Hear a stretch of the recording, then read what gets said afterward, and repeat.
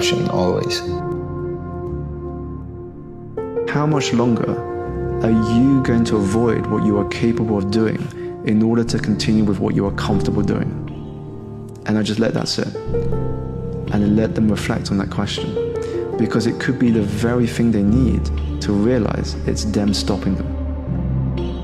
You have to accept what has happened. You need to accept reality. It's one thing to accept the fact life isn't fair, this is cruel, I don't deserve this. It's a whole nother ballgame to accept that this is what has happened and it's not changing.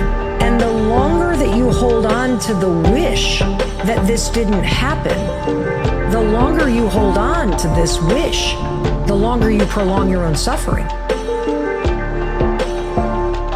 I mean, most of human suffering, our internal pain, our anguish, it comes from the desire to have things be different than how they are.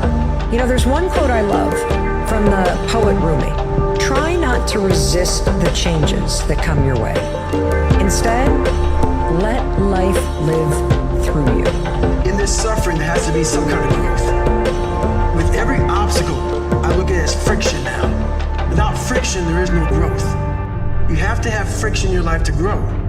So I start looking at all these different things versus the woe is me mentality, like, oh my God, look at my life's so f***ed up. I start looking at it as the perfect trial ground. So I had to flip it upside down and say, okay, I'm suffering tremendously, mentally. Use this to your advantage versus your disadvantage. So that's what I did.